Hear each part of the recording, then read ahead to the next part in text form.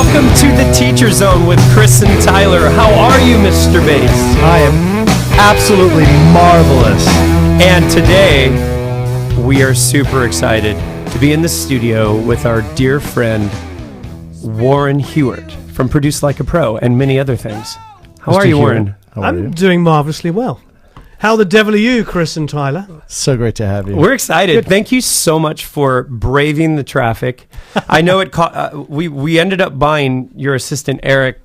I think it was a 64-pound calzone. I think it was the world's largest calzone. But that was one of the. It was like remember when Spinal Tap wanted the why are the sandwiches so small? Yeah. Like Eric wasn't going to come down unless that calzone was 63.7 pounds. Yeah, and I think you just... they brought it in on a dolly. They did. It's literally, yeah. So, anyways, he's very demanding, your assistant. But we're so grateful to have you come down, and what a drive it was. And here you are finally. So it was fun. It has been a day, but we got here, we relaxed, we had some lunch, and now we're ready to rock. Yes, and we're glad to have you. So, Tyler, you and I have been wanting to have Warren come down for a long time, and today is a big day because, Warren, we have a lot of music schools and music teachers that are dealing directly with aspiring musicians. And Warren is actually a professional producer that helps professional musicians make a life. And so I think today it'll be really important to help some of our schools and some of our teachers know what does that mean? How do they inspire their children to be able to grow up into professional musicians? What does that look like? What does today's world look like? How are you utilizing technology? Sure. And what's your story too? We because this is something These are all wonderful questions. And what brought us together, for those of you on Facebook Live and Instagram and listening on the podcast. About a year ago, Phil Allen, who's affiliated with TeacherZone and Los Rios Rock School, I was lucky enough to get on a Skype call with you and Phil. And I was like, why is everything he's saying sounds so right and sweet? Oh, he's British. Okay, fine. And then I got through that. And then 2 to 3 weeks later, you were in Los Rios Rock School. Yeah. Producing an episode with Phil from scratch, how to get through a song, produce a song from start to finish, an original work, including the writing and everything in our studio at Los Rios Rock School. And that's when Warren and I and Chris had a 4-hour-long breakfast, and it was glorious. The rest is history. That restaurant lost so much money on that booth. I've had since everybody knows me here, so I had to go back and literally pay them money. Go out and tip them out here's another 20. Needless to say, lots in common, unbelievable friendship. Where have we been all of our lives? Type of a situation. Yeah. But one of the things that brought us together because of Phil is who I've known for 11 years. Yeah, Phil Allen. 12 Allen, you guys, he teaches recording at the school he's a producer as well. He mixed Adele's Someone Like You. He recorded it. Recorded it and got the Grammy for it when he was at 25 years old. So he's affiliated with the school, and it's amazing how if you just put your feelers out there and let people in, the right people, stick with the winners, stay in the middle, unbelievable things start to happen when you start doing things and the only reason they ever came is because we put the students first, and that's been our theme lately. We started to figure it out in hindsight. You put the kids first and you start helping people, everybody wants to get involved because the bar gets raised. Sure, absolutely. And so a year later, here we are, and then the catalyst, I believe, is, and these are the questions we have for Warren, is and why we're here and why we've had so much in common. Recently, you've taken all this new technology that's out there in the cloud and how much faster the internet's getting and how quickly you can produce things sure. And get them to, 38,000 Instagram followers currently right now or whatever. And you can, in a snap of a finger, get an idea, take who you are and get it to everybody immediately. Well, that's what we're doing with TeacherZone.com. And I got to say, we probably should take Phil to a 4-hour breakfast because... We should. Yeah. Yeah. Well, Phil, as you know, is somebody I've known. He was 18 or 19 when he came and interned with me. He was at USC. Right. This guy is ridiculous. So you guys obviously know his story. So at 18, he gets a scholarship to go to USC, which of course is a very famous and very expensive pay school. But he gets there. He has a 4.0. Right. But he gets there because he's also he'll fight me on this, but he's a world-class triple jumper. He Did you know about that? He looks like he'd be a world Yeah. because he looks like his body. He's so tall that if he jumped, it would do like an arrow or a spear, and it would just keep going. The guy's like, when I met him, he was 6'3", and he's still growing. I think he grew to was about 25. He's like 6'5" and a bit now. Right. He's the sort of guy that you hate because he's 6'5", stupidly handsome. Every girl I've ever introduced him to is like in love with him. You know, he's one of those kind of guys, and he's just like, oh, okay. Totally like easygoing about everything. Insanely talented in everything that he does. Wins a Grammy at 25. And then at 29 comes to me one day after he's been working with me for 11 years and goes, you know, I really want to just take some time off and do a motorcycle trip around America. And then when I get back, I just want to teach kids. And I just, you can't make this stuff up. You can't. The guy could pretty much rule the world. Truth is stranger than fiction, Yeah, and how it's all connected such amazing people. It is birds of a feather, man. Yeah, Phil epitomizes that walk soft, carry a big stick. Oh, yeah. You know, it's, you taught him so well, by the way. Yeah, but I've got a good average. I'll be honest now, because everybody's their own individual. But I was thinking about this. I was talking to Eric about it a few weeks ago. I've had three assistant engineers that have become my engineers that have won Grammys. That is a really good track record. Yeah. So wait, you're teaching kids? Well, you know, they're teenagers in early 20s. Right. Eric, who's holding the iPhone at the moment, was Eric, probably how at excited 20. are you that you're going to win a Grammy one day? That's awesome. You got higher chances. How many? Eric, say hi to the lens on Facebook Live really quick. Hello everyone through the lens. There he is. That's Eric. So, first of all, if you're a music school or music teacher that's listening and you don't currently follow Warren, you should follow Warren on Produce Like a Pro on YouTube, correct? Give the credentials, whatever line items they need to know about, because a lot of them do recording at home. Sure. They're teachers. They play out every weekend. Well, all the free content, of course, is on YouTube, which is Produce Like a Pro. There is a subscription site, which is called producelikeapro.com, where every month you can download a full multi-track that I've recorded. I think I've recorded all of them except for one. I used somebody else's multi-tracks. But what I love about it is the artists I've worked with, that it's really diverse. I've got somewhere, it was like Phil and I with a stereo addictive drums, overdubbing, playing banjo and doing a Bon Jovi cover. We got one of those songs. And then we've got Sunset Sound, Victor and Drizzo on drums. Sunset Sound, Vinnie Cauluto on drums. Undeniable world's greatest drummer. Undeniable. Actually, who I was texting with on Easter Sunday, because I just heard about Alan dying. So, Holsworth. quick, so those songs, are those just the raw stems, so they the real can tracks. mix? Yeah, they're tracks. just the raw tracks, and then you go through. I do a breakdown of the mix, and then you can download them and mix them yourself. So you get to mix Vinny and Victor and how Tim much does it Pierce cost to have you grade our mix? It's ridiculously cheap. It's insane. We're just talking about how probably it's too cheap. Oh, question. Can a drummer even mix? A drummer or Chris? Yeah. Ouch! Drummer always gets thrown under the bus. You should have just never told anyone you were a drummer. I know, it's terrible. I think he's trying to figure out was the joke at his expense or a drummer expense? Because I said a drummer or Chris. Hey, you know what? He wanted to sit in the middle, and he wanted his name on the front. So it's alphabetical. See, if I was on it, it'd be CTW. I mean, it's like, yeah. Do you want to be on there? You are. Sure. Can you put a bit of tape on it? Hey, we'll see. I think the comment, TeacherZone you guys. with Chris and Comment in Warren if you sounds great. comment in if you would like Warren to be a permanent part of our. We usually do about 3 podcasts a month, and then we'd have to Photoshop his name or maybe your face onto the logo. So comment in if Just that's my what hair. you want. Just like a bad. We can just put your hair on it. Black hair on the top over there. Yeah. So, anyways, tell us more about your ProMix Academy, and they can find that at where again? Well, ProMix Academy is sort of the sister site, because what I realized was, like, Produce Like a Pro, I have a lot of people involved in it. Like, I bring in different producers and engineers and all this kind of stuff, but it still was sort of Warren-centric. Right. And which is cool and great, but the whole idea of calling it Produce Like a Pro and not calling it my name was to not make it all about me, for exactly the same reasons you were talking about.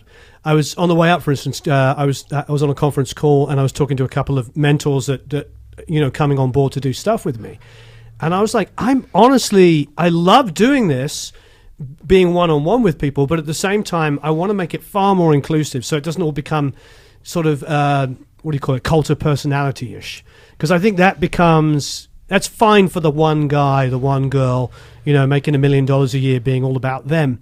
But that doesn't really help people.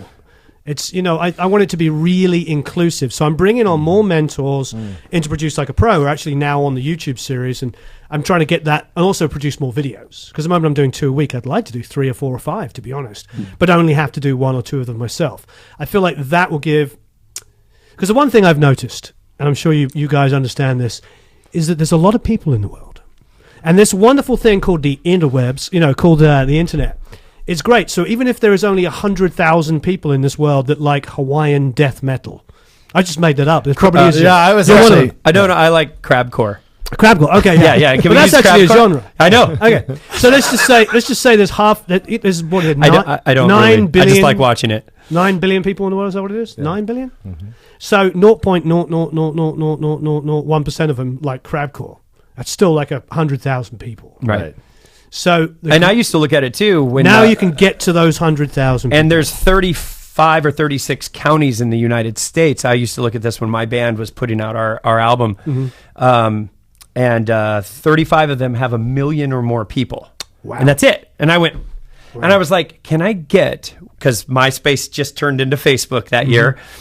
It was like 1972, something like that. If I could get 1,000 people in each one of those, so 35,000 people, sure, to even care about the music. And then potentially, what if they bought an album and a shirt? What if only 25% bought an album and a shirt? Sure. It's weird to think of it that way. The internet is allowing you to think that way. I where agree. Before, who thought that you were under how would you get to those people otherwise? labels ripping you off? Well, and Warren, Right. Sorry. Yeah, well, I think what's incredible for those of you that don't know Warren, and now you'll follow Warren. What it blows us away is Warren, what's your Instagram, by the way, in case they want to jump on? I think it's really inventive. I think it's Warren Huart. At Warren Huart. Yeah. Huart. If you don't know who Warren is, you know and now. Produce Like a Pro on YouTube and producelikeapro.com, Pro Mix Academy. And But ProMix the big Academy.com. thing that let's start by your story. And then let's talk about where we are in the state of the world today, because we're in a really interesting place. And you're one of the few people that has embraced the modern world, as well as you get to dance in the world that we all wish we could. For those of you that don't know, Warren has worked with some of the most legendary artists of all time. I'll let you, because your resume is so long. Like who Aerosmith, slept on your Fray. couch? Who slept on my couch? Yeah. Or passed out drunk? Or I don't know. We've had some fun moments. Eric was actually in the room, illicitly filming on my ad, throwing him under the bus. We've never been released. Sitting on that red couch that was Slash and Ace Frehley, and we set up 2 amps, 2 Marshalls going with 2 412s going, and Slash was sitting there playing my pink. What's that Gibson called? It's got a silly name. BFG, plain face guitar, the BFG. Oh, nice. Okay. So really ugly looking but amazing Les Paul. And then Ace had his own, vintage Les Paul. And we did Emerald by Thin Lizzy. And there's like I want to say like a 4 minute section of guitar solo. And they literally just play like 8 bars each, backwards and forwards. By the way, like for 3 or 4 those of minutes. you new to Warren Huart, where he's describing this red couch is in his studio on site at where he lives in Laurel Canyon. And what board's in there? SSL 4000. And what year? 86. 86. So it's if you can imagine that, Ace Frehley / 2 half stacks. Yeah. Unbelievable. It was bleeding loud. But it was like right in the middle and of you the day. filmed it? Is Yeah, it I on that? filmed- Is it on that phone? It's on that phone. We can watch it afterwards, right? Yeah. Okay. We just can't put it up We because won't. there's too many lawyers involved in that one.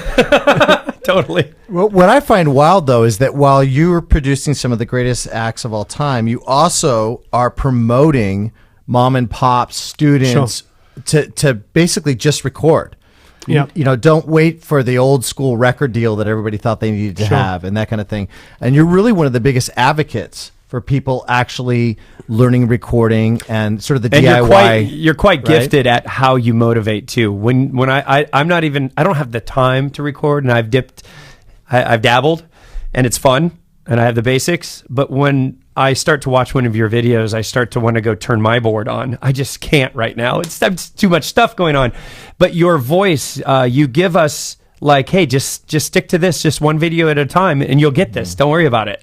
And so everybody. Great. Yeah, everybody, it gives you that feeling, and it's really motivating for your average beginner to the pros. I think I agree, and I think thank you ever so much. I don't agree that I'm good because who knows? Well, actually, you're marvelous.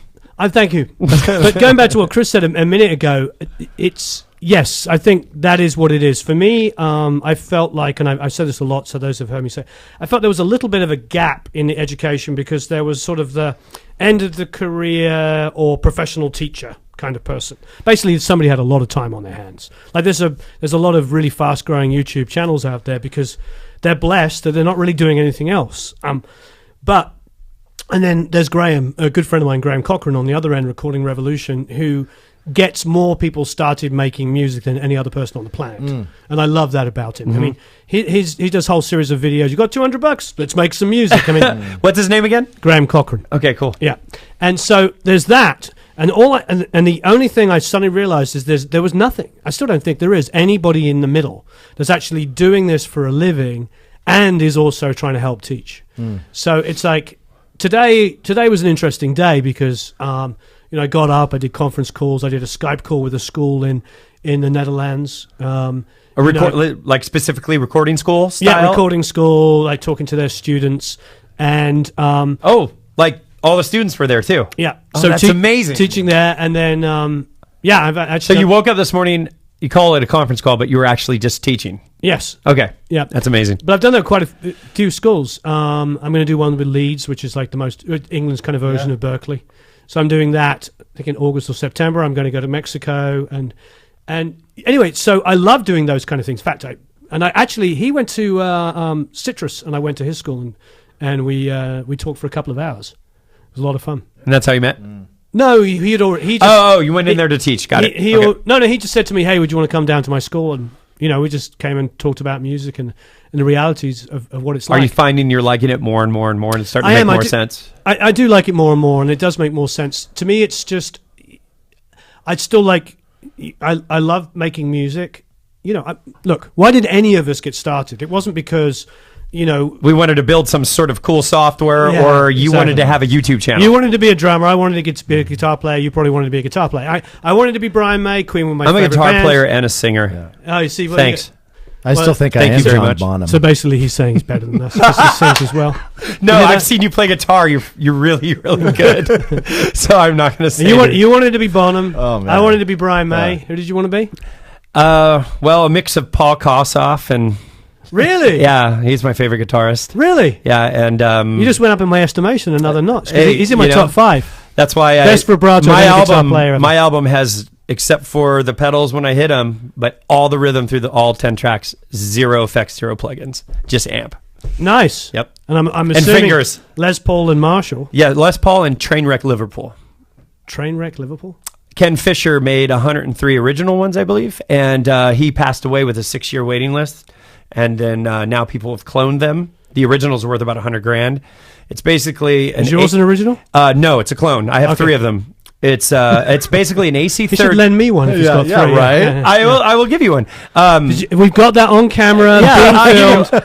He's giving me one. I've got 2 Liverpools and a Rocket, but it's basically an AC30 where they pull the choke out between the 2 transformers, they pull the grid blocker out, and they pull the rectifier tube out. And so it's loose. It's loose and loud, and it's unforgiving if you're not tuned or if you're hitting the wrong note. Right. And so you have to really, it's more tone. And so, yeah, I love it. See, I think it makes me excited. It makes me want to go play right now. Right. We're proving the point of where we just started 2 minutes ago. Right. Like, we didn't start off to be producers, teachers, whatever. We just got into music because we love it. Well, you don't know, but we halfway through we ripped that down, and it's the Gear Zone with Chris and And Tom. then the wigs come out. Yeah. And we just talk about gear. I actually have my 7-string behind me. It's got pink and a handle. Oh my! I could have sworn that was an 8-string. Well, you know.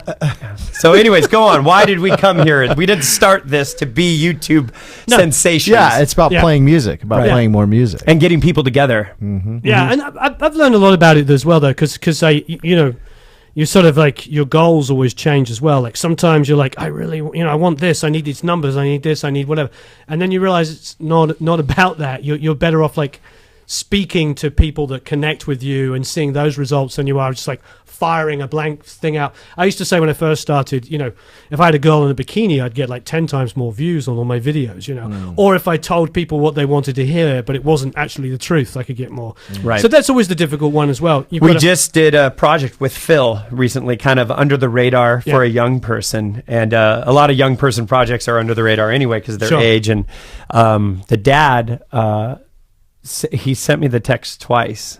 And he said, look, can you just shoot straight? Because I told him an honest answer of how she has raw talent, but she's new to our school, not developed yet as a vocalist and whatever, but it turned out great. Sure. And so we were being honest. So when I said, but it turned out fantastic, I think X Studio will be happy with what you give them, or a label. And he's like, look, can you just be honest? He had to ask twice. And I find that today, first of all, it's a parent who loves his daughter. I get it. But I've noticed today that authenticity and trust. It seems like people are asking things twice or just going away, not believing it all the way. Yeah, they just respond like there's some ulterior motive. And I think it's the click. Like for instance, do a Facebook ad and it counts up how many 3-second views you get, and that's how you pay for the ad. 3-second views, okay. So I believe that the trust and authenticity is what we're trying to bring back with who we are to the people that we serve. And I'm like, look, and here's my response to that, Father. I said, we are not in the business of lying to children. Period. Right. That's the only. And then he was so appreciative. Yeah. He got it. Yeah, and to me, it's like also it's difficult because sometimes the answer doesn't help anyway. If somebody comes to me and they've got a daughter or a son that's really talented, which happens a lot, and I work with them and they ask me questions like, "Is my daughter talented? Is my son talented?" I'm like, "Yes." There's a good start. Right. Mm-hmm. It's like there's so much more. Now, what if they come in and usually this is the trick question. Normally they don't find their way this far if there's not something there. If this is not their wheelhouse, they need to go back to lacrosse, stop singing. Sure. That usually they don't work our way as far as the three of us or even you especially. So normally they have a reason to come by. But what do you say if it's a longer road uphill? Have you ever had to approach that before? Yeah, you're just honest. Yeah, I'm honest, and sometimes you're not telling them what they want to hear. The Churchillian kind of way. Right. What's the Churchill phrase? You can tell. Was it some of the people some of the time, but not all of the people? You can please some of the people some of the time, but not all of the people all of the time. Right. And by being honest, I may have lost work because there's always somebody that's going to tell them, "Oh my God, I can make us." Yeah, but you look very well rested, so I think your way of life works, and you actually get to sleep when you approach things that way. Oh yeah, absolutely. Yeah. Well, I don't sleep much, but that's because I'm a freaking workaholic, and I've got young kids. So I think this is a good segue because something that's on my mind is it harder today in the digital world to make a living in music? No. No, not at all. It's easier in many, many ways, but you have to do things that you would never think of in a traditional way. Because do you still get the Alice Cooper 747 jumbo jet that goes with the whole project, or has that kind of changed over the years? Well, the one I borrowed from you, that helicopter you just flew in on, part of the? So I drove in Eric's, in the passenger seat of Eric's, what year? 2012 Mitsubishi Lancer. Ooh. But it does. Ferrari. Ferrari. Yeah, Lancer. Is it an Evo? I wish. It's Mitsubishi Lancer, and it has, but it does have the fin on the back, and because Lancers. So you got 3 tickets on the way down. Aerodynamic. Well, yeah, because Lancers are known for going at 175 miles an hour when that fin actually does something. Right. Yeah, I like teasing about that. So we are known for occasional tangents and rabbit trails on this podcast. So just Occasional. bear with us. Yep. Hey, this you is and a I. conversation. This is just a conversation. This is If just us talking. This is what it's like all the time. It is either at Facebook Messenger or on the phone. And if it's on the phone, that means we're doing about an hour and 45-minute shift. So we have to be careful when we call each other. Well, the reason I asked, to bring it back to the reason I asked that is because we have so many professionals that are teaching children or teaching students that have aspirations, right? Mm-hmm. And a lot of us, we were musicians ourselves and we love playing music, and a lot of folks were unable to make a living at that. And so they teach, and so we play Friday night or Saturday night, but we're not able to make this big career with the big record deal like in the. And old a lot days. of these folks, as we know, are extremely talented. Well, and have unbelievable degrees in music. Warren, I mean, how much talent have you seen over the years that didn't make it, but that was extraordinarily talented? Tons. And so I'm just curious about your perspective on the modern world and how a recording artist can actually make it today. How does that work? I mean, this is where I get brutally honest. Yeah. I mean, it's you made a joke about the big bad labels. I've been around long enough to have worked with beginner label bands, just got freshly signed, doing their demos, doing their first record, to working with the legacy artists like the Aerosmiths and the Ace Frehleys that have got 40+ year careers. So I've done everything in between. I worked with the Fray on their first the Fray. We got to work with them on the Make-A-Wish. Yeah. So on the first and second albums, so I saw a band doing this, getting huge global success. So I've seen all the versions, and I've been in bands. I had a band that we had a top 30, number 27 single in England. I played a Running Rock Festival. I've done a lot of the things that I would want to have done as a kid. But I would say my experience is that there's too many negative. We're talking about this off camera, off mic. There's too many negative things out there which hold people back, and it scares me. I get really upset by it because there's so much dogma, which is based in, as we were talking about earlier, bricks and mortar thinking from probably about 10, 15, 20 years ago. It's been gone for about 20 years. And it's still inside people hanging up on it. But what's interesting is for anybody listening, like Bob Lefsetz talk about it all the time. And he's like 70. And he's an old lawyer, but he's got it. He knows what he's talking about. You don't always agree with him, but there are people that get it. But even the people that follow him aren't necessarily really believing him. It's like if I have another discussion about Spotify with somebody, I'm just going to it's like, get over it. I mean, yes, I would love it that every CD I made sold 1 million copies. Right. I wish it was 1995 where you only had to have one kind of top 40 modern rock song. I think a top 40 modern rock song now is probably about 1,100 albums if you're lucky. Right. But, my friends from, Kevin Griffin and Better Than Ezra had one single with Good, and he sold nearly 2 million albums off of a modern rock single, off of one song. And that was a great time. And he's just hit him, and then all those other bands that had these massive careers for a handful of years off of a song. That's gone. And thinking that Spotify is just going to disappear and everybody's going to go back and buy CDs is just really naive. But it's the overriding backstory that I feel when I'm talking to people, that they haven't yet not only embraced the future, but the present. Do you think it's a lottery mindset? Because I know, yes. Yes, it's like, I do not play the lottery. So and by the way, just for the record, the only reason I said that about the big bad record labels is I know because they'd never signed me. Resentment issue over there. I resemble that remark. 4, 5. 4, 5.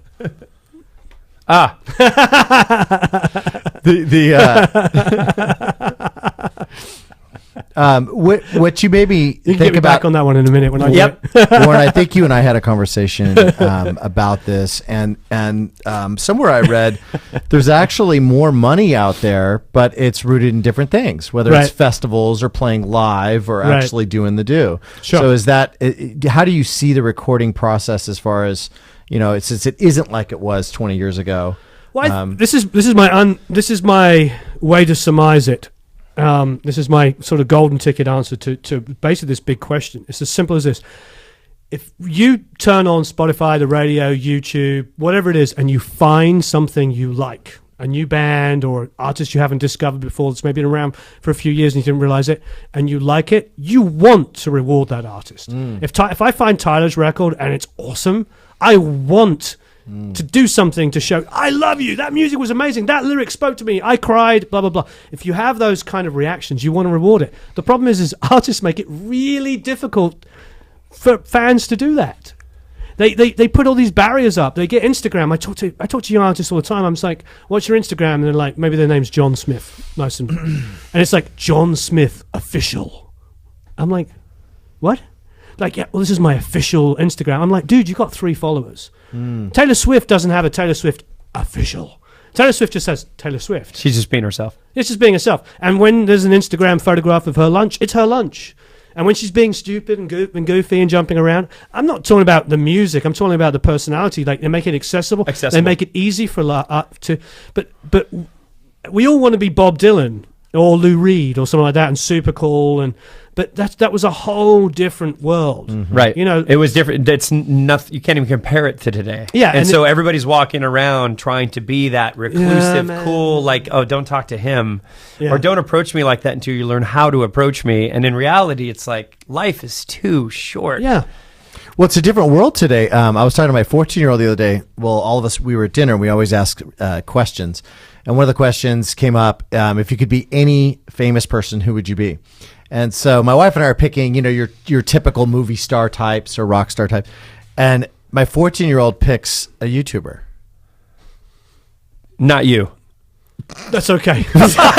He said, Warren Hewitt. I want to be marvelous, Papa. There's this guy who would produce like a pro. He's amazing. Yeah. The guy that films produced like a pro. Yeah. He's amazing. I want to be him. Did you see his lizard haircut? Did you see the car he drives? So I think we're talking about kind of an identity. So it's a different here. world, it's a different world where you're able to. I've got to know which YouTuber. Fan base. Do you remember who it was? I don't know YouTubers. So PewDiePie? I was like the old dad. I was like, who's that? Watch the YouTube. Yeah. I thought I took YouTube off your phone. But since you asked, I'll text you. I'll ask him to text you. Dax, text us. Who's your favorite YouTuber? Who's your favorite YouTuber? That's interesting. Who do you want to be? Brad Pitt? Now you put me on the spot. I don't remember.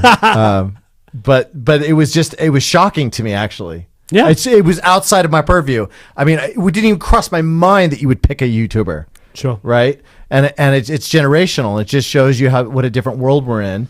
And I think what you said is really important, that if you're willing to put yourself out there, people are willing to support you because they want to. Yeah. And the power of music, I mean, if your music's out there and it's authentic and you love it, because when I wrote my songs, they were not only part of me and it was very cathartic, but I loved them. I loved them more and more. And sometimes, I'd see in too far and be too close to them for too long and start to go, are they bad now? The whole, human second guessing thing. Sure. But that's all nonsense. In the end, I loved them. And then when I performed them, even though we only performed 100 shows or less, it was special. That moment was extremely special. When you say we, Chris was the drummer? Yeah, Chris was the drummer. So let me ask After you. Jared, Chris the was the drummer. drummer. Something came to my mind. What advice do you have with regard to, because we've got all these wonderful music instructors out there that are instructing their students on how to prepare to record. So what advice do you have for students trying and not all of them can get to Los Rios Rock School. So it's like we have to, you can't just, we're not a crutch. Like, what are some of the mistakes that people make? Is it trying too hard? Is it being too formulaic? What are some of the things? Trying too hard is a big one. That was a good first time. Trying too hard is one of the biggest problems. And I just remember that for myself, from starting off with, I started cassette to cassette, a Philips cassette player and my parents' Sony, and then just swapping the cassette backwards and forwards, overdubbing, and you ended up with but hey, it was rock and roll. 4-track cassettes, ADATs. Remember ADATs? Can I Google that and find it on your produce? Yeah, probably. You probably can. And then ADATs.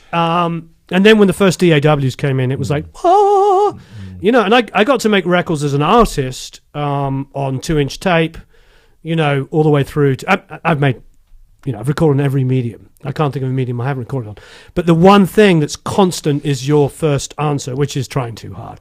It's one of the biggest things. And it's interesting, whenever I talk to mixers and I interview mixers, they'll, you know, these days the great mixers, guys with, you know, careers and pedigrees and credits and stuff, aren't always the first call. They usually go to a friend down the street and they'll give them a few $100s, and then eventually they might go, you know, I really need to get to, like I was talking this with Howard Willing. Howard is one of the greatest engineers in the world. Okay.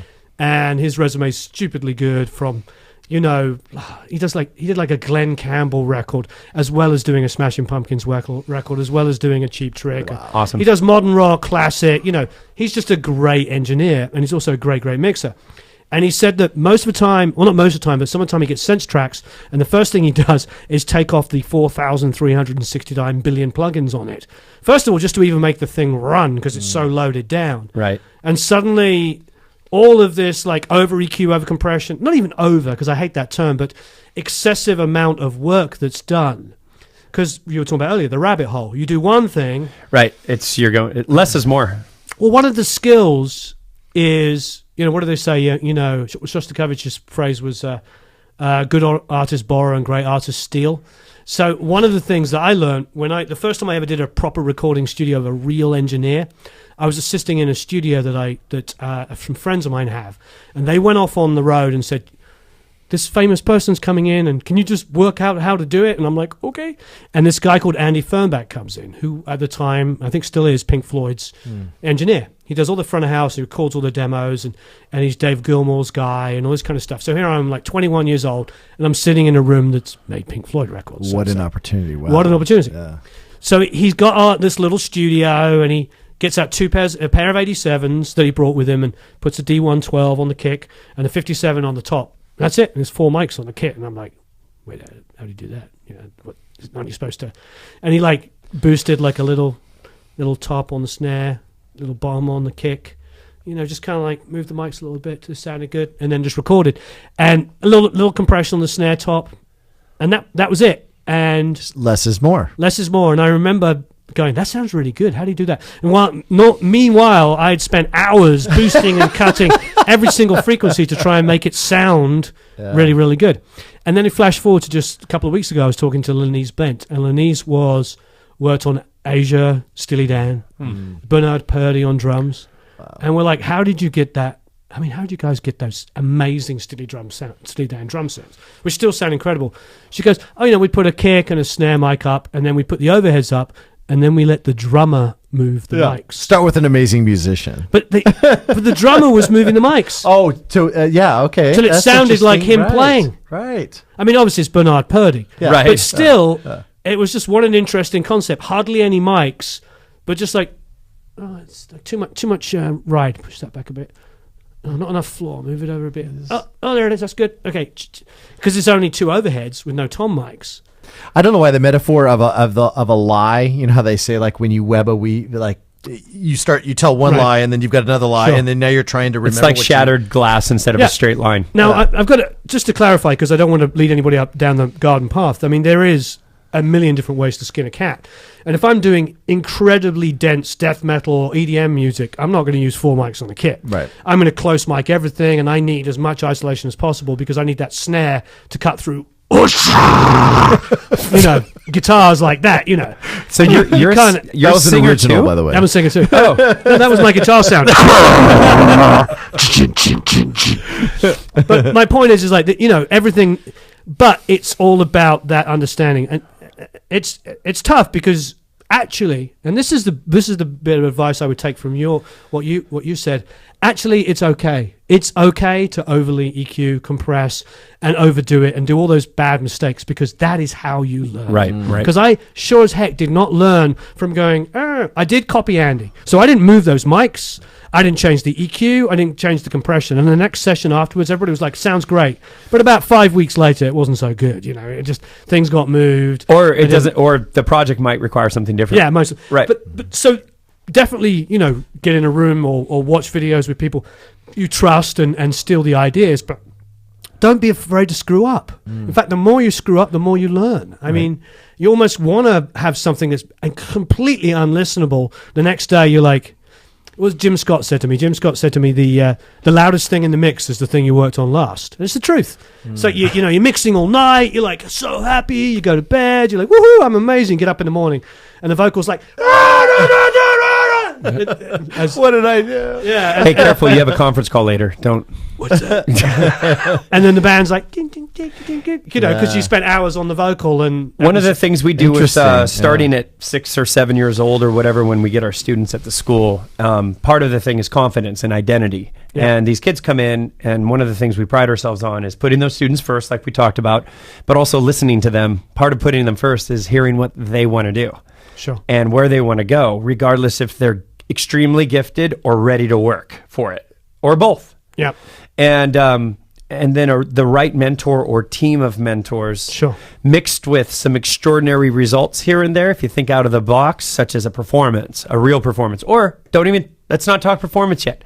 Let's talk rehearsals. Sure. Let's just practice and love it. And then all of a sudden, I'm telling you, it's energy, it's music. They start to hear the pocket. They start to hear the tones. And in our school, we're all about rhythm and tone. Sure. Rhythm and tone. Listen. If they can't even come in if their guitar's not set up. We send them, here, use ours. Don't bring this back until it's set up, and we send them to our luthier to get it, because it needs to speak to their ears. Sure. All of these are little tools, if you're a teacher out there, that can lower the reluctance and fear until it starts to disappear. Yeah, and and then they can run in and not be afraid to fail. Yeah, and I think you're touching on something that's really important to me, is like, yes, don't be afraid to fail. Don't be afraid to suck.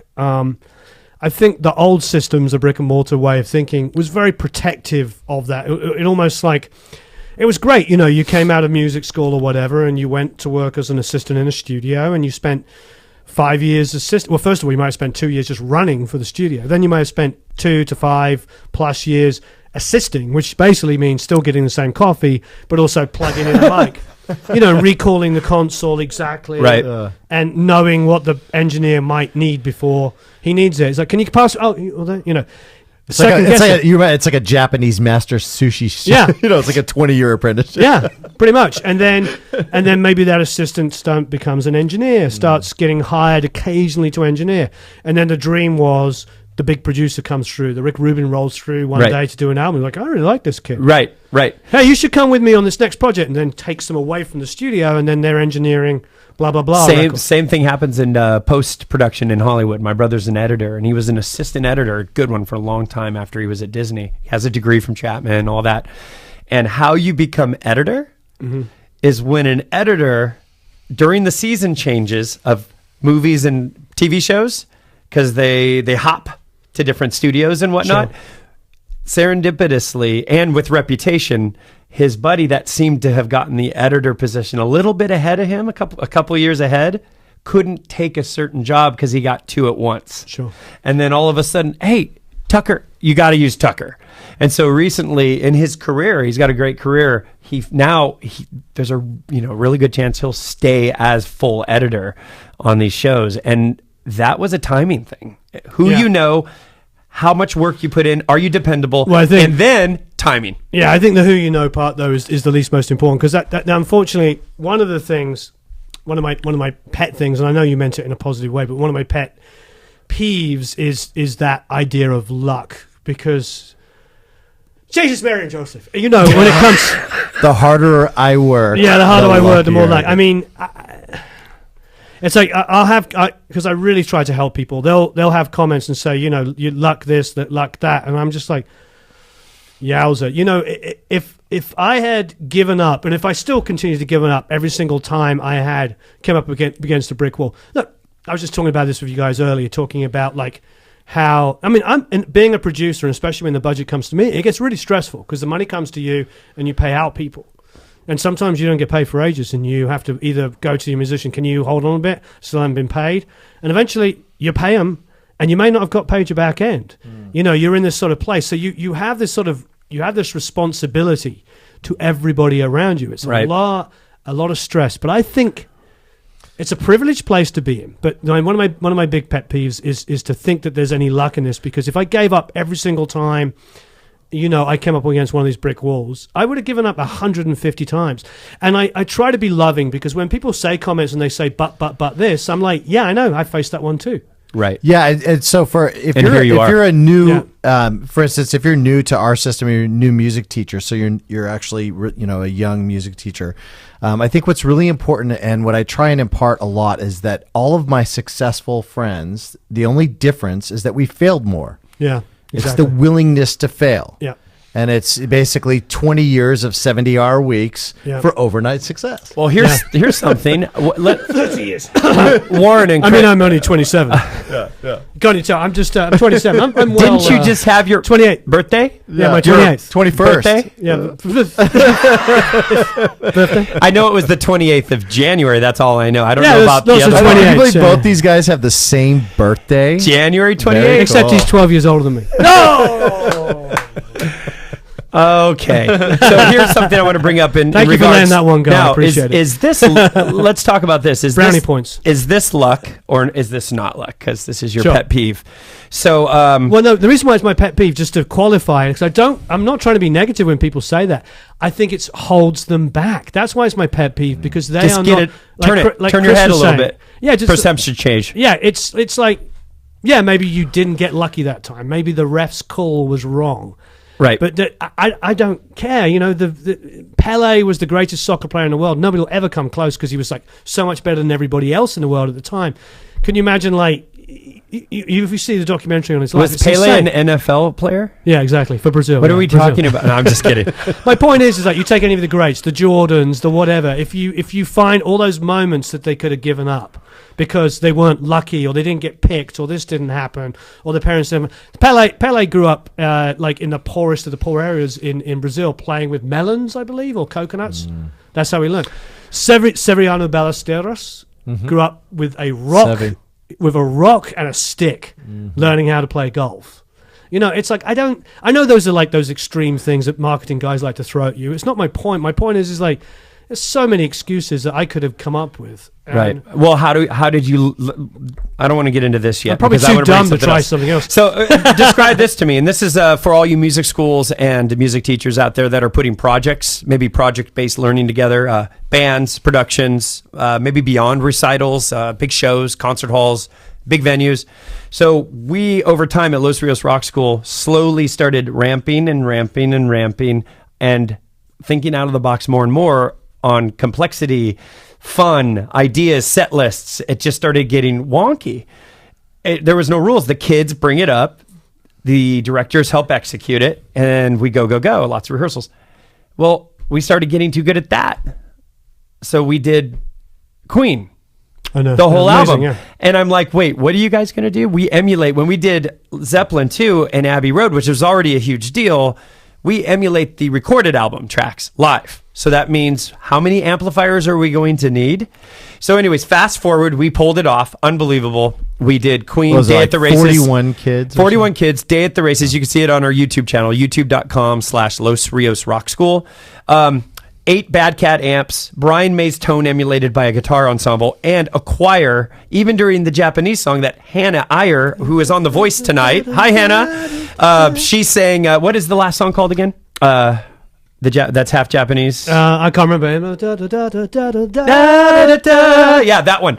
I can't remember what it is. It's in Japanese. All the way through, and you'll find it on the YouTube channel. And we did that. So then what do we do after we do that? And it kept growing. So Well, we're doing a really good thing. That's what Yeah. we're doing. and then, so here's what we did next. We had another big meeting. All 150 kids show up, and we decided, the director said, well, we need 2 versions so people can try out. So we decided we're going to do Van Halen 1. Tio Toriato. Tio Toriato. Yeah. That's it. You'll find it on YouTube.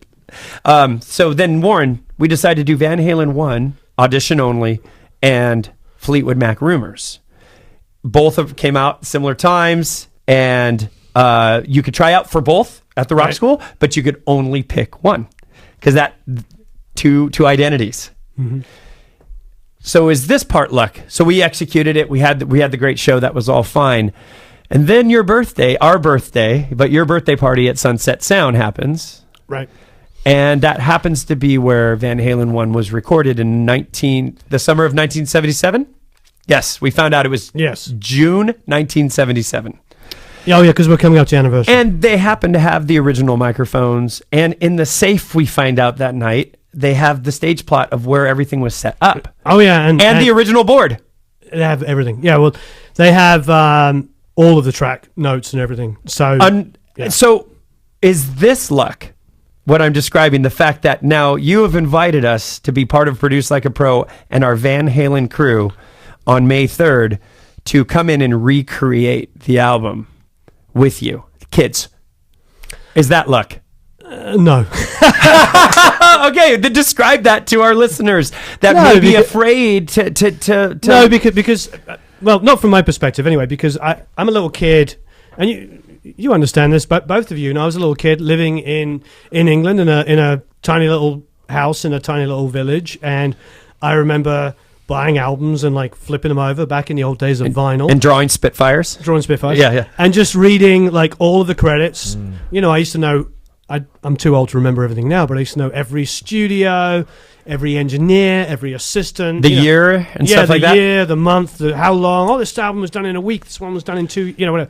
I used to know all those details. And of course, one of the reasons why I live in Laurel Canyon is because I'm going to come to America, and if I'm going to live in Los Angeles, I'm going to live in Laurel Canyon because it was the center of like all things great about Los Angeles in the 60s and 70s. The Doors, all of those great bands. I mean, behind my house is Dan Rothschild's house, Paul Rothschild's son.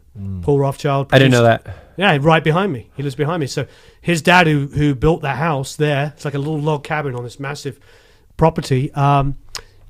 He produced all the Doors records, and and Janis Joplin's last album, and Crosby, Stills, Nash. Unreal.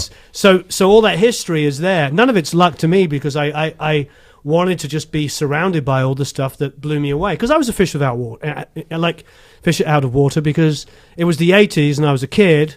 I was a little kid in the 70s, but it was the 80s when I was coming of age and I'm playing in bands and doing stuff like that. And being into like Crosby, Stills and Nash and Young in 1984 was not cool. It was not cool. Being into like hippie and even being into Zeppelin in the 80s. Everybody will deny it in the 80s. But in the 80s, it was not cool to be into 70s rock. Right. Everything had to be, And now all of a sudden today, it's like, oh, you're cool if you listen to the band. Yeah. And you got the right beard. Right. Well, Chris is getting there. He's getting there. He's starting to grow it out a bit. A little bit. Can you stop rubbing that on the microphone? Yeah, I get the cheech. I can't get too much hair. I don't know. So you don't think the work we did as a school and then landing to be able to recreate an album, the 40th anniversary, the whole thing, that's not luck? Well, I'm baiting you here. No, I'm with you, but it's like it's surreal. No, because we had thought and talked about it before, like it all came together quite so.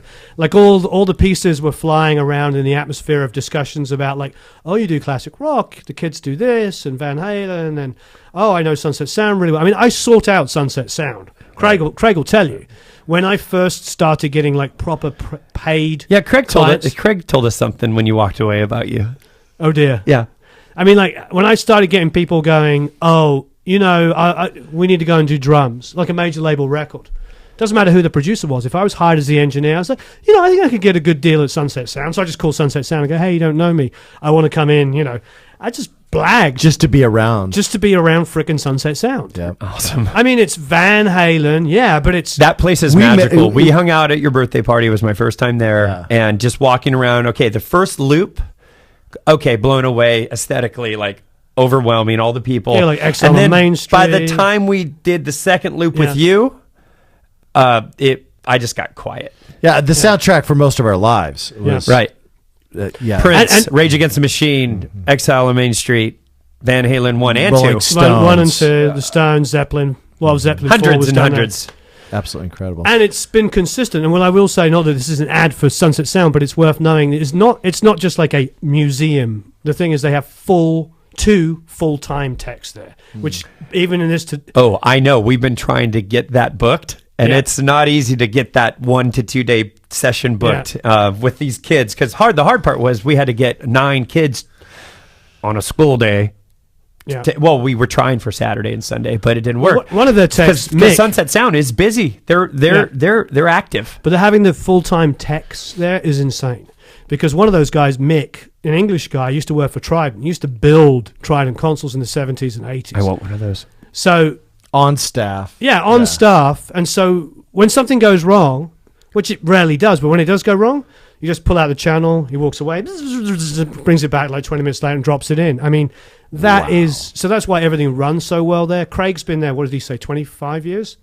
I think 82, longer. Yeah, a 81. long time. Yeah, 26 years. So you just have a wealth of experience. Everything runs really well.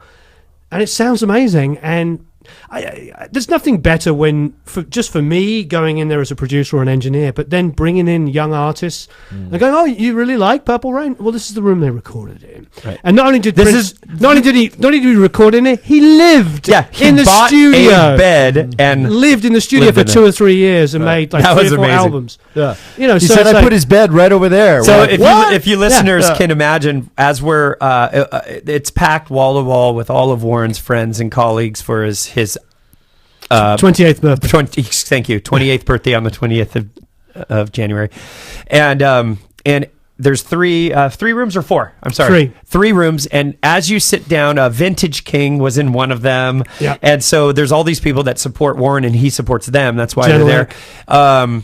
General at BAE. Right. Yeah, great people. And as you sit down, if you're at the board where Rage was or Prince, that's what was playing through the monitors. So if you sat down to look at the board, which everybody could, it was like kind of a private open house. You're literally listening to the tracks they finished there. Well, yeah, that's actually one thing about, and I'm not a purely nostalgic geek because there are great records made at all periods, but one thing about the 60s and 70s records is that they were recorded start to finish in those rooms because they would set up, they'd record the thing, they had times and budgets and whatever, and there wasn't like, well, we're going to give it to Fred Famous who's going to remix it on an SSL down the street or whatever. No, it was like the engineer was the mixer. A process. Even further back, process. like the they did Disney. Disney and the Steinway that I played on for a second in that back room. That's where they did the vocals for Disney, I believe you said in the back room in 1958. Yeah, the little back room, they actually did the orchestras in there. They used to cram them in this little back room. In the room where Prince had his bed. No, this is one. I'm talking about Studio One. Okay, and then they'd have the whole orchestra because the rooms they're big. Yeah, that they're not that big. They're not orchestra big. So to bring it back to the students, so when our students arrive, what's some of the techniques that you have to get an artist relaxed to be able to record, so they're not all tight and scared? Well, first of all, tell them what we're doing with Phil Allen before we come up and see you. Well, Phil's gonna run through the tracks with your guys and give them an idea at Los Rios Rock School. Give them an idea of what the recording process is going to be like. Some of them have recorded with their instructors at Los Rios a little bit. All you need is a metronome, a track, and you can go, okay, that's how it works. It's not the first time getting on the bike and falling off. So a couple of them have done that, but a couple of them, shredders, have not once.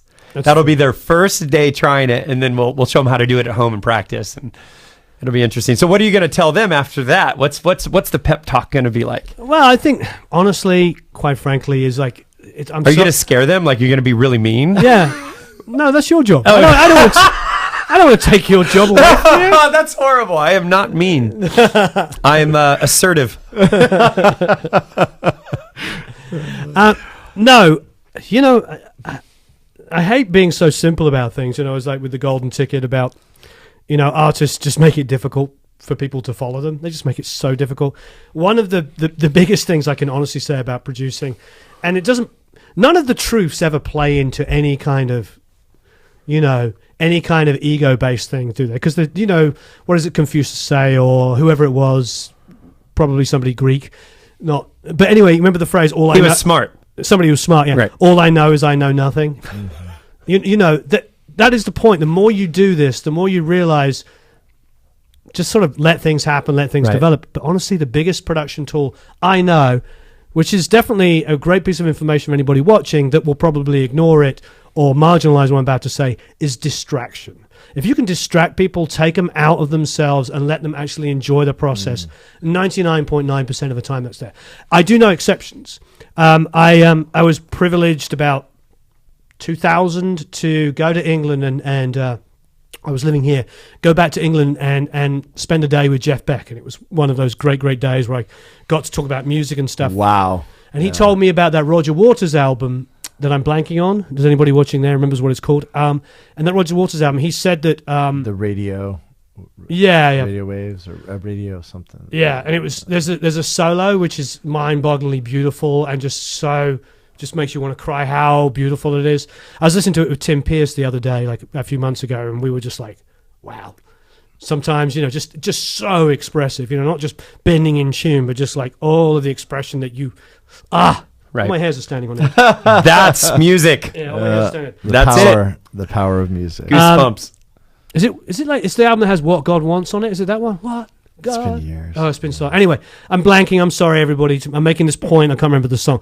Anyway, so he's telling me about this song, and of course, I'm like, all I want to know is "Cause We've Ended as Lovers," which is a whole other story. Ba ba ba ba we are down down off Blow by Blow, and this song. These are like the two songs I want to know about.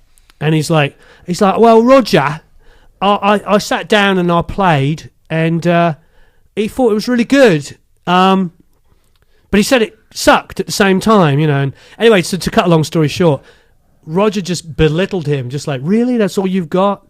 And then, but then started like going back and like, well, what did you listen to? Why are your influences? What are you doing? I mean, why can't you that Freddie King or whoever it was that's an expressive play. Bring me some of that. Bring me some of the stuff that got you going. What is like it? Like a coach. Yeah, but at the same time, upsetting him. He said he literally got really upset. But kind of broke down that first layer, and then he could ask the good question. Yeah, and the good question. But he said he was like devastated.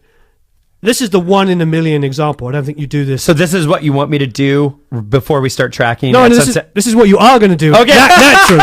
Naturally, and then Chris and I come in and mop it up. It's true. And no, if Spencer Askin's watching right now, he's going to laugh out loud. So the lady at the pizza counter, by the way, now, she goes, could you throw this in? Where the 64-pound calzone came from? She said, could you tell Tyler that I threw this in for him? She said, I want to stay on his good side. I want to stay on his good side. Okay.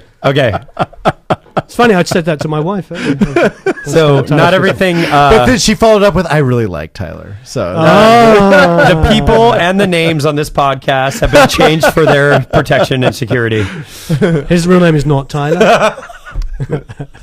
But he's just a commanding presence, to be clear. But that's the exception because I think it would be difficult. And look, and there's a good proof of the pudding.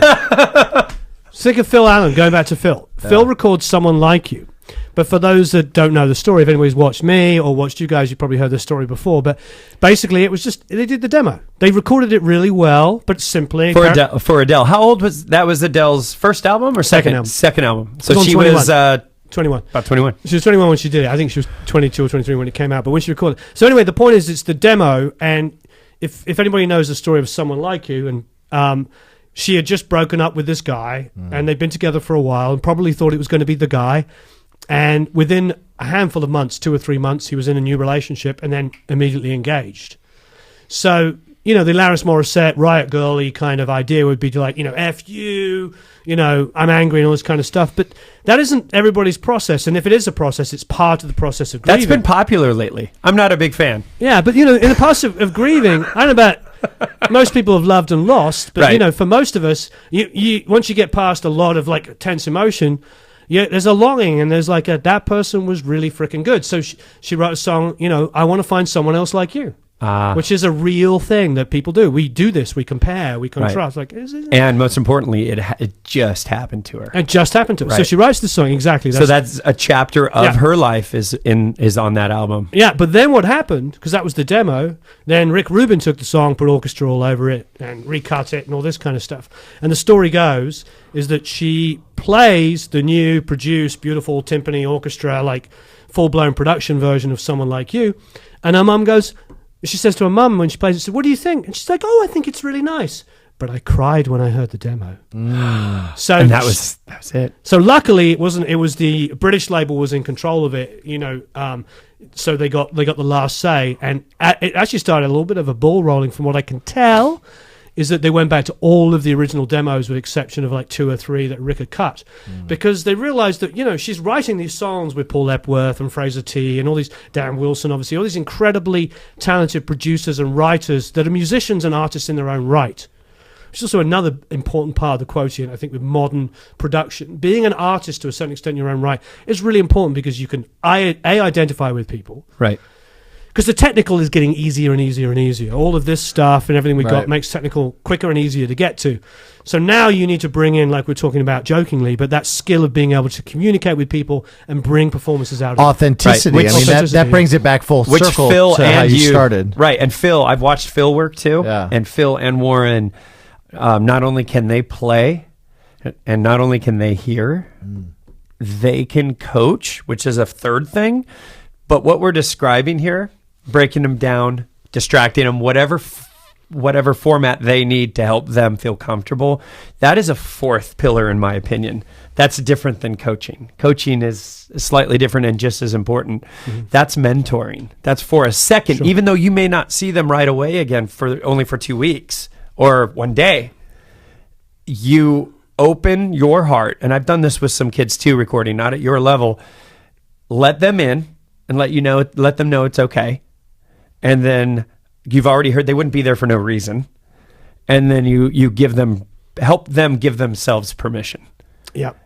And that's huge. And that is an unbelievable. And so for a producer, I look at a producer, I have such a different, now 7 years later after starting the rock school and then TeacherZone with Chris and the whole thing, the word producer,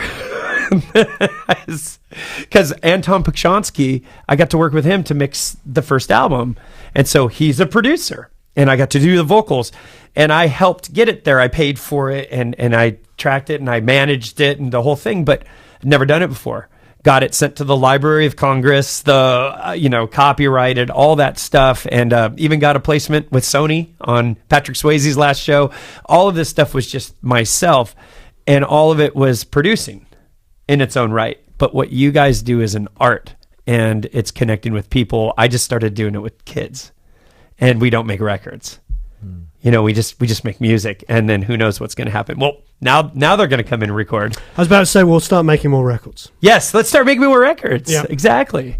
So I think we've, oh my gosh, for everybody listening today to the Teacher Zone with Chris and Tyler, Warren Huart has, we've had such amazing guests. We've been so blessed to have unbelievable, colorful guests, and we're so glad that you were part of episode 6. And I want to ask you a question. Do you think Phil Allen has what it takes to be a guest on the Teacher Zone with Chris and Tyler? Of course. Okay. Yeah. Without a doubt. I'd like to be the Chris, Tyler, and Warren one on that one with Phil. Yeah, let's do it. Let's do it. Because I definitely know a few more skeletons that are buried than you guys. Oh, that's awesome. I've known him quite a few years longer. So, you do know all about the Swallows Day and that ridiculous moustache that he grows. Yes. So you can talk more about that. Are you kidding me? I know. I've seen yours too. I won the San Juan Capistrano contest. He won. I have the plaque. Do you want me to go get it? No, I believe you. Okay, we're going to look at it in a minute. So, any last... Nobody's going to lie about that. So this is a really exciting time. You have to see, you got to cut in somehow or another a visual so they understand what we're talking about here. We are talking the biggest mustache. It was the best existing mustache award for 2015, and they didn't say best existing where. So it's literally the universe. It's worldwide universe. Yes. It's quite impressive. Do you have any last words to our listeners out in the Teacher Zone world, our tribe of music schools and teachers that use our software, those that are thinking about using our software, but maybe aren't, maybe they're a little bit more brick and mortar-y. Like, do you have any advice for them? My experience of life, universe, and everything, but my experience in all honesty, especially in this new world, this digital world, is like there's no such thing as no. There's no such thing as can't.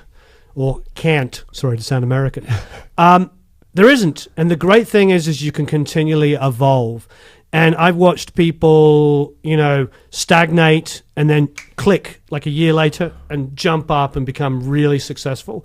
I've seen people stagnate for long periods of time. I've seen people be really successful, fall off, and then come back. Right. The point is like, just don't, I don't want to say don't give up because that sounds so cheesy, but yeah, just there's so many mediums out there that if you get yourself out there. You know who I've been following lately? Yeah. Pete Thorne. Oh yeah, Pete. You know, I'm not going to say he's stagnated, but he's exploded the last couple of months. His Instagram is one of my favorite Instagrams. Yeah. I chose the thing that it bothers me when he posts. I haven't chosen that with yours yet, but I did with Pete's. I wouldn't do it with mine. All right, folks. Well, we're gonna close the show out. What do you think? I mean, we could do a part 2 easy, but I think we're gonna head out. I think Warren did marvelous. Warren did marvelous. And please, so producelikeapro.com or youtube.com/producelikeapro. Sure. And then promixacademy.com, correct? ProMix Academy is good because you've got the Ulrich Wilds and the Brad Woods and all the famous. And the most recent course that just released that was filmed at Los Rios Rock School with Phil Allen and Morgan Mallory and the Hitstorm. There's a producing course with Phil Allen on ProMix Academy. Yes, so go and then check there's that also out. a mixing course of him mixing the song they produced. So if you have students or yourself that you want to access producing a song from the very first note and microphone all the way to mastering, that's the course for you. Check it out on promixacademy.com. And thank you so much for tuning in. Thank you for coming down, Warren. Thank We really you. appreciate Thanks for it. having me. Although we know you got to ride in the Ferrari, but still. Yeah, the 2012 bright blue. Bright blue. It's like, So my wife has nothing to worry about when I'm driving down the freeway. Trust me. You know there's a train. The train station is right next to my house, like 4 feet took away, it. right? Yeah, he's taking. I've taken the train. Yeah. Pretty nice, huh? So, anyways, thank you, Kaja, for letting us borrow your wonderful husband. And hi, Charlie, and daughter's name. Lucy. All right. So he'll be back home soon. He'll be safe. And thank you, everybody, for tuning in to the Teacher Zone with Chris and Tyler. We will see you next episode.